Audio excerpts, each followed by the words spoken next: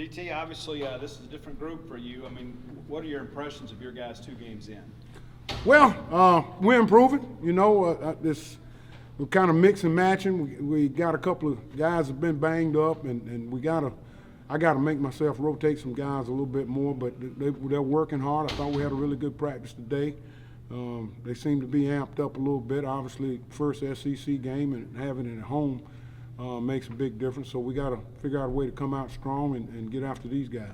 When you have these 11 a.m. games, I know some people love them and some hate them. And I know when Coach Kroom was here, he loved to get it done early in the morning, but other people talk about how abbreviated his schedule is. Yeah. And you can't do anything about it, but what are your thoughts about 11 a.m. games? Well, nobody's asked me when they took a vote on that thing, so I don't know if my opinion matters, but hey, it is what it is. You get up, makes for a quick night. You get up next morning, you go eat breakfast, you have your walkthroughs, and next thing you know, you're lining up and play. So the good thing about it, everybody's usually home by 4:30, 5 o'clock. What are the challenges of a mobile quarterback for our defensive line? Oh boy, it's mobile quarterback. Obviously, you can't do all the things you like to do in pass rush, and you got to be a little bit more disciplined. Those guys make plays with their feet. You look at the kid there at LSU. I mean, he's made a ton of plays with his feet, and he's fast. So it's one thing to be mobile and quick. It's another thing to be mobile, quick, and fast. So, but we just got to do a good job. We got to make sure we maintain our lanes and be disciplined there and rush smart. And Pickering's a guy too that there's been some series this year where he's just kind of taken over a ball game. What are you seeing from him, and what else would you like to see from him as you kind of move forward? I'd like to see him take over the whole game and not just series. I mean, he's a guy that has the talent and the ability to do that. We talk all the time about being consistent and consistent effort. Saturday he probably played too many plays, and that's on me.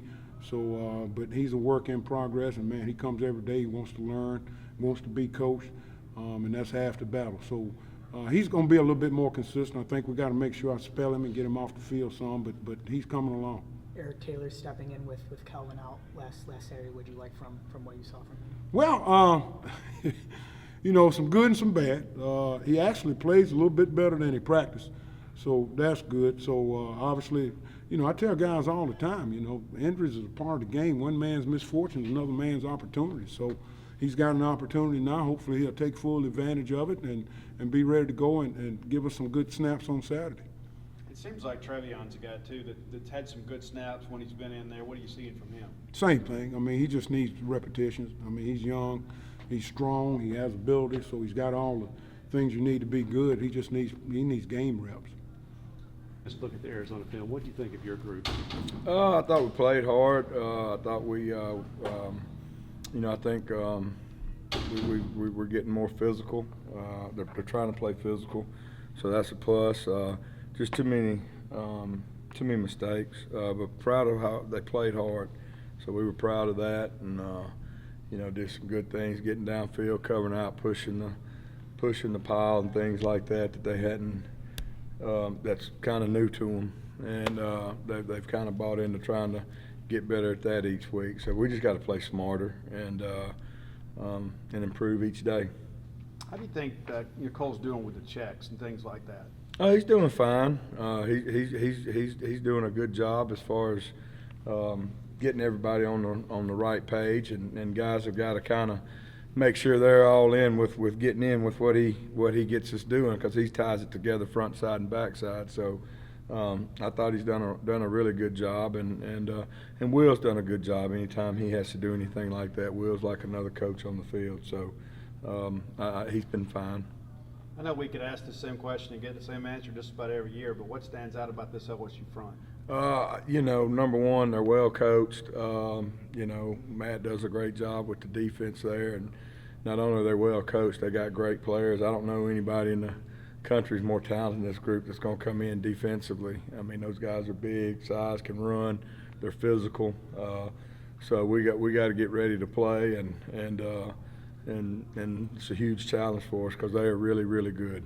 When you see what Woody Marks is doing, how much of that is a credit to the offensive line, and how much pride do they take in their running back leading the SEC? Well, I think it's a little bit of everybody. I think it's from the quarterback to getting into some of the right runs, to the receivers doing some things downfield, to the line, to the tight ends, and then to Woody, being a good football player.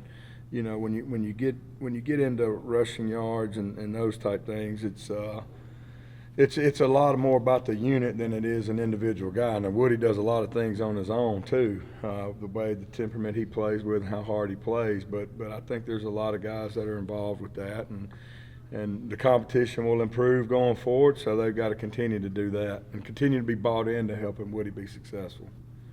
You mentioned too, you know, they're trying to play physical.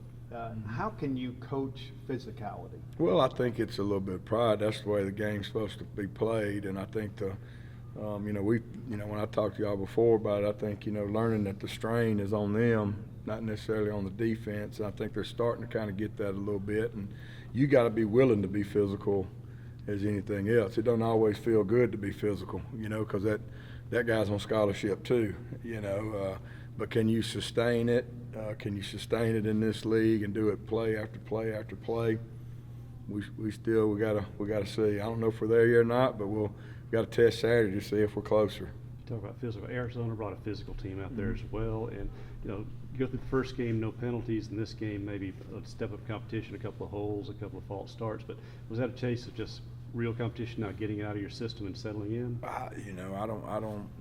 You know, it's a couple of them were things that I think would have happened no matter who you would have played against. A couple bad scenarios, but you know, 2 false starts. It don't matter if you're playing my little boy's Charlie. It doesn't matter if you're playing Charlie. You got 2 false starts before the snap. So, you know, we got to do a better job than that, because when you go 1st and 15, or you go from 2nd and 5 or whatever to 2nd and 10 or whatever the situation is, man, the chances of scoring on that drive have just fallen down to very, very rare. So we can't have that.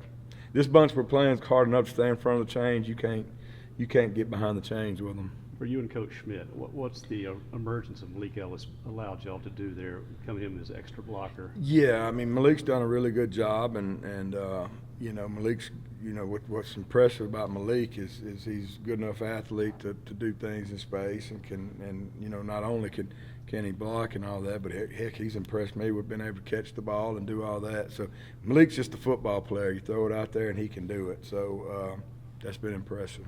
2 home games in, now a 3rd one. What do you think about the atmosphere? Oh, it's great. I mean, you know, I've always felt it was great, and I think it'll be even better as we get into league play. And you know, we're gonna need it this week, man. And you know, that's one thing about Mississippi State. People have got great pride in our university, and we're gonna need everybody together to go get this bunch that's coming in here. And this will be a big win for our university, our team, and Starkville, and it's going to be a heck of a challenge. So we need everybody all in to get it done. We need that environment revved up. Go get up early Saturday morning so you're awake at 11, because they have a really good football team, and so we got a huge challenge. Y'all got some snaps out of Leon this past week. What do you think he played like? He's getting better every week. Leon's extremely talented. He's got a chance to be a good football player, and you know, and we gotta play him more as we go. A lot of people, you know, they talk about the 11 a.m. game, strong opinions about that start time, but Yeah. you've been on the other side of this in this league. What are the challenges for the visiting team when it's 11 a.m. game? You know, I don't know. It's 11 for everybody, I guess. I don't know. You know, I know it was a long time ago, but as a player, I really didn't like 11 o'clock games. Man, I love them as a coach. You know, you get to see mom and the kids, you know, Saturday afternoon if you got an early game. But of course, they don't really ask me about the schedule. So, but you know, I think I mean, everybody's. It's like if it's raining, it's gonna be raining on everybody. You know, so.